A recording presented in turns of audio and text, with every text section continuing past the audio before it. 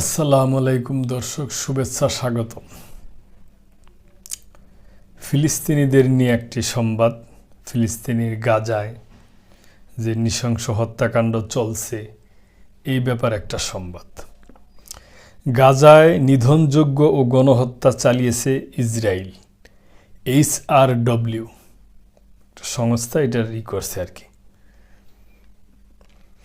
গাজায় নিধনযোগ্য ও গণহত্যা চালিয়েছে ইসরায়েল। বৃহস্পতিবার প্রকাশিত এক বিবৃতিতে এমনটি জানিয়েছেন যুক্তরাষ্ট্র ভিত্তিক মানবাধিকার সংস্থা হিউম্যান রাইটস ওয়াচ। সংস্থাটি বিবৃতিতে বলেছে, ইসরায়েল গাজাবাসীর জীবন অতিষ্ঠ করে তুলেছে। এর মধ্য দিয়া গাজায় নিদারুণ ধ্বংসযজ্ঞ চালাচ্ছে তারা। সেখানে তারা এত অধিক পরিমাণ মানুষকে হত্যা করেছে যা গণহত্যার পর্যায়ে পড়ে। এটি স্পষ্ট মানবাধিকারের লঙ্ঘন। গাজার চলমান যুদ্ধ গত বছরের 7 অক্টোবর শুরু হয়। এরপর থেকে অব্যাহতভাবে গাজায় আগ্রাসন চালিয়ে যাচ্ছে ইসরায়েল।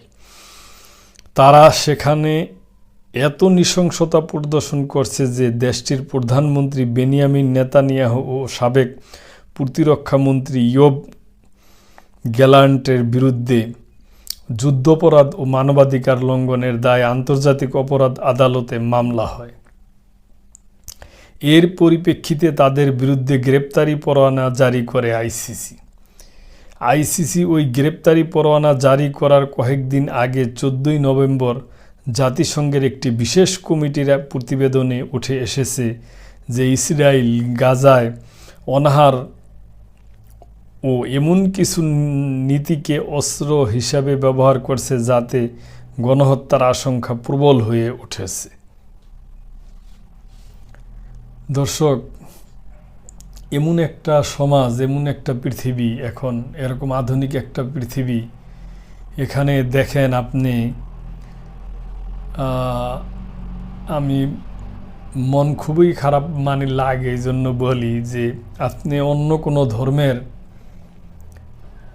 10টা লোক আপনি মারেন, কেউ মারুক কিংবা এই হোক, দেখবেন পুরো পৃথিবী গরম হয়ে যাবে, হট্টগোল হয়ে যাবে। অথচ এই যে মুসলমানদের এইভাবে হত্যা করা হইতেছে, এইভাবে করা হইতেছে, আমরা মুসলমান যে রাষ্ট্রপ্রধান আছি, আমাদের কি কিছুই করার নেই? আমরা চাই না যে মুসলমানরা, এমনটা আমি চাই না যে মুসলমান রাষ্ট্রপ্রধানরা এক হইয়া সবাই আমরা ইসরায়েলের বিরুদ্ধে যুদ্ধ ঘোষণা করুক, তা না। কিন্তু ইসরায়েলকে বুঝাইতে সক্ষম হবে যে তুমি যেটা করতেছো এটা ঠিক না, তুমি তোমার জায়গা মতো থাকো, ফিলিস্তিনিরা এরা এদের মতো থাকুক। কোনো সময় এই জিনিস আমি করি না, সমর্থন করি না যে মুসলিম রাষ্ট্রগুলো এক হইয়া ইসরায়েলের বিরুদ্ধে যুদ্ধ করুক, তা না।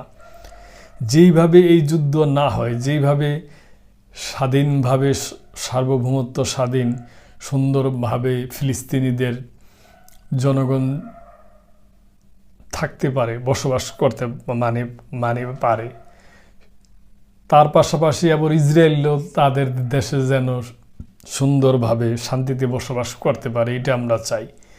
এই ব্যবস্থার জন্য যা পদ্ধতি করতে হইবে তা মুসলমান যে রাষ্ট্রগুলো আছে তাদের করা উচিত, যেইভাবেই হোক।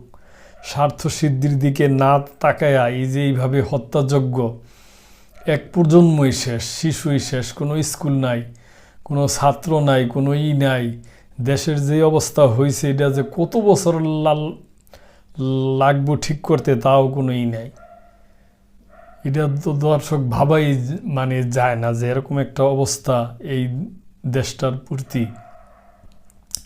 আমি মনে করি আমাদের মুসলিম রাষ্ট্রের যে রাষ্ট্রপ্রধানগুলো আছে, প্রধানরা আছে, তারা একসাথে বসে একটা সুন্দরভাবে দ্বিরাষ্ট্র বিশিষ্ট দেশই করিয়া ইসরায়েল এদের দেশে এরা শান্তিতে থাকুক, ফিলিস্তিনিরা এদের দেশে এরা শান্তিতে থাকুক। এই যুদ্ধ, এই হানাহানি, এই মারামারি, এটা এখন আর কিছুতেই মনে করি যে আর বাড়তে দেওয়া উচিত না। আমি ব্যক্তিগতভাবে দর্শক অনেক আশা করতেছি যে আমেরিকার নতুন প্রেসিডেন্ট ডোনাল্ড ট্রাম্প আগামী মাসে সে তার ক্ষমতা নেবে। আশা করি সে খুব আন্তরিকতার সহিত এই ফিলিস্তিনি ইসরায়েল যুদ্ধ, ইউক্রেন রাশিয়ার যুদ্ধ, এই যুদ্ধগুলা থামাইতে সক্ষম হবে, এইটাই আমরা আশা করি। আর মুসলমানরা এক হইয়া কখনোই অন্য কোনো জাতির বিরুদ্ধে কিংবা ইসরায়েলের বিরুদ্ধে যুদ্ধ করুক তা আমরা কিংবা আমি সমর্থন করি না। সুন্দরভাবে সুষ্ঠুভাবে উভয় দেশের লোকজন, উভয় দেশ যেন শান্তিতে বসবাস করতে পারে, সুসম্পর্ক থাকে, এইটাই আমাদের কাম্য, এইটাই আমার কাম্য। তো দর্শক, এটা একান্তই আমার ব্যক্তিগত একটা অবজারভেশন। মনটা খুবই খারাপ লাগলো যে এত লোক হত্যা হইতেছে প্রত্যেক দিন একটা দেশে, এটা বন্ধ হওয়া উচিত। তো এই জন্য আপনাদের সাথে একটু শেয়ার করলাম। তো দর্শক, ভালো থাকবেন। আজকে এই পর্যন্তই। আসসালামু আলাইকুম।